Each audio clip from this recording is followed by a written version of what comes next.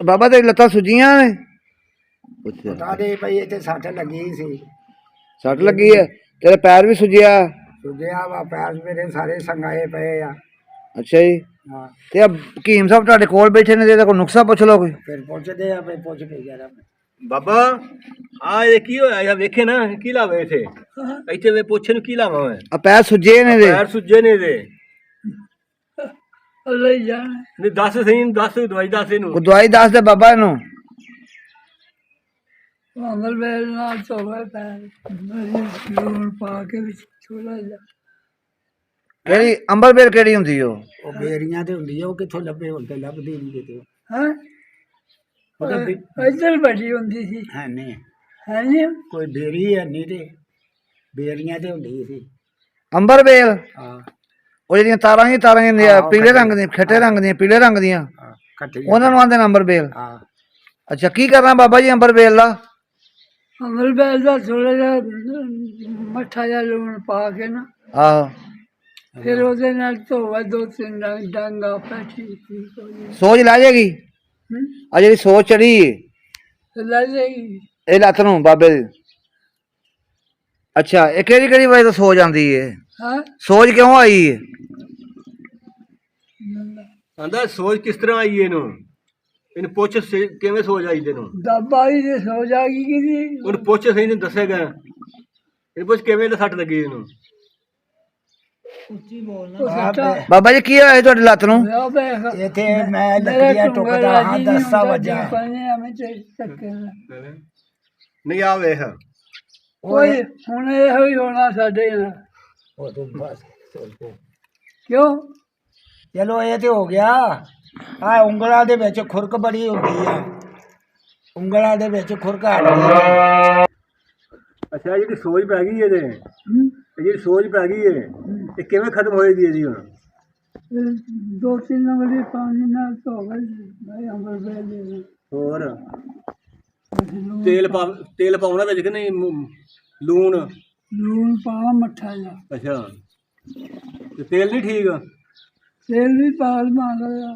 ਅੱਛਾ, ਬਾਬਾ ਇਸ ਤੋਂ ਇਲਾਵਾ ਕੋਈ ਹੋਰ ਹੱਲ ਦੱਸ ਇਹਦਾ?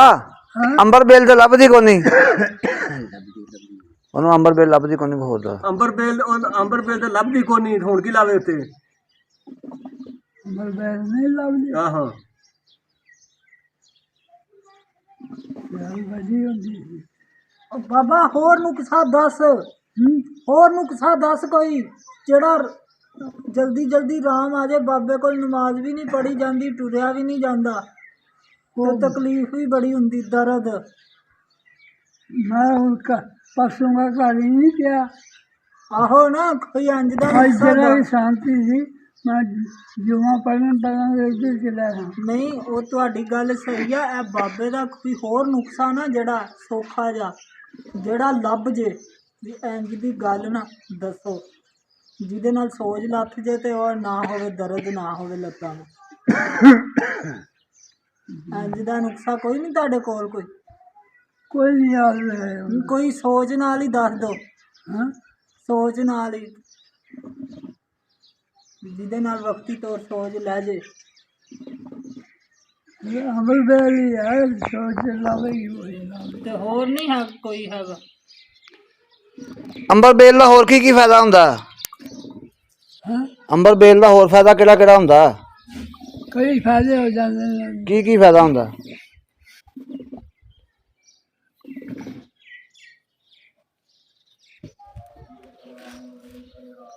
ਉਹ ਕਹਿੰਦੇ ਅੰਬਰ ਬੇਲ ਦਾ ਫਾਇਦਾ ਹੋਰ ਦੱਸੋ ਕਿ ਕਿਆ ਕਿਆ ਫਾਇਦਾ ਉਹਦਾ? ਕਿਹੜੀ ਬਿਮਾਰੀ ਦੇ ਕੰਮ ਆਉਂਦੀ ਹੈ? ਕਿਹੜੀ ਬਿਮਾਰੀ ਦੇ ਕੰਮ ਆਉਂਦੀ ਹੈ ਅੰਬਰ ਬੇਲ? ਹਾਂਜੀ, ਸੋਚ ਦਾ ਜ਼ਿਆਦਾ ਕੰਮ ਹੁੰਦਾ। ਬਸ ਸੋਚ ਦਾ ਹੀ ਕੰਮ ਆ, ਹੋਰ ਨਹੀਂ ਇਹਦਾ ਕੋਈ ਵੀ ਕੰਮ? ਹੋਰ ਵੀ ਕਈ ਕੰਮ ਨੇ, ਹੁਣ ਦੱਸੋ। ਹਾਂ, ਹੋਰ ਵੀ ਦੱਸ। ਨਹੀਂ ਯਾਦ ਰਹੇ। ਅੱਛਾ, ਕਿੰਨੀ ਉਮਰ ਹੋ ਗਈ ਬਾਬਾ ਜੀ ਤੁਹਾਡੀ? ਤੁਹਾਡੀ ਉਮਰ ਪੁੱਛ ਰਹੇ? ਉਮਰ ਤੁਹਾਡੀ ਉਮਰ ਹੁਣ ਪਤਾ ਨਹੀਂ ਭਾਈ। ਨਹੀਂ, ਅੰਦਾਜ਼ੇ ਨਾਲ ਦੱਸੋ। ਹਿੰਦੁਸਤਾਨ ਦੇ ਕਿੰਨੇ ਸਾਲ ਦੇ ਤੇ ਤੁਸੀਂ? ਹਿੰਦੁਸਤਾਨ ਤੋਂ ਜਦੋਂ ਇੱਥੇ ਆਏ ਨਾ ਪਾਕਿਸਤਾਨ ਨੂੰ, ਹਾਂਜੀ, ਕਸੂਰ ਆ ਕੇ ਸਾਡਾ ਲੱਗਿਆ ਨਾ ਕੈਂਪ ਹਾਂ ਕਸੂਰ ਹਾਂ ਸਹੀ ਅੱਗੇ ਫਿਰ ਉੱਥੇ ਕਈ ਗੱਲਾਂ ਭੁੱਲ ਜਾਂਦੀਆਂ ਚਲ ਜਿਹੜੀ ਜਿਹੜੀ ਯਾਦ ਆ ਉਹ ਦੱਸੀ ਜਾਓ। ਕਿੰਨੇ ਸਾਲ ਦੇ ਸੀ ਤੁਸੀਂ? ਕਿੰਨੇ ਸਾਲ ਦੇ ਤੇ ਉੱਥੇ? ਉਦੋਂ ਹਾਂਜੀ ਕਸੂਰ 19 ਅੱਛਾ 19 ਕੁ ਸਾਲਾਂ ਦੇ। ਤੇ 100 ਸਾਲ ਹੋ ਗਈ ਤੁਹਾਡੀ ਉਮਰ? 100 ਸਾਲ ਹੋ ਗਈ ਉਮਰ।